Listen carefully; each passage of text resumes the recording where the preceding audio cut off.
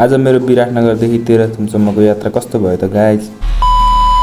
All right guys, welcome to my new mini vlog. आज चाहिँ बिहान खाजामा करेन्ट र अन्डा खाएर म लागेँ बस पार्कतर्फ। बसमा चढिसकेपछि म इटरीको बाहिरको भ्यूहरू हेर्दै हेर्दै इटरीलाई नि बाई बाई गरेँ। त्यसपछि पुगेँ म धरानको जङ्गलमा। जङ्गल एकदमै घना थियो। धरान पुग्न आँटेको थिएँ। पुलिस चेकिङ आयो, मैले क्यामेरा बन्द गरेँ। त्यसपछि धरानको घन्टाघर हेर्दै त्यहाँबाट निस्किसकेपछि हामी भेरेटारतर्फ लाग्यौँ। चिसो पनि एकदम चिसो थियो, हाफभेस्ट लगाइरहेको थियो त्यहीमाथि।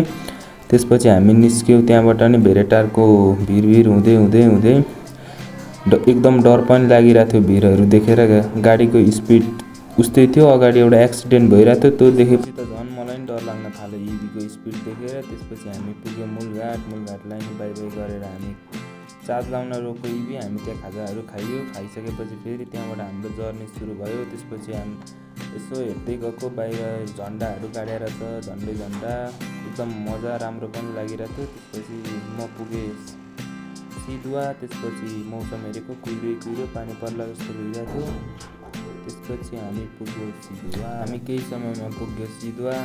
म तेह्रथुमबाट धेरै नजिक आइसकेको थिएँ। मलाई एकदम निन्द्रा पनि लागिरहेको थियो। म केही बेर सुतेर यसो हेरेको चित्रे बजार आइपुगेछ। भोलि यहाँ राँके मेला लाग्न आँटेको छ, साउनको 2 गते। त्यसपछि राँके मेलाहरूको तयारी चलिरहेको छ त्यहाँ।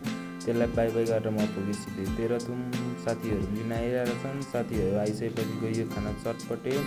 4-5 जनाले मिलेर खायो चटपटे। त्यसपछि हामी रुमतर्फ लाग्यौँ बस्नलाई। रुमहरू नि लिन थियो। त्यसपछि रुमतर्फ लागिसकेपछि हामी रुममा सामान राखेर हामी गयो बाहिर निस्कियो।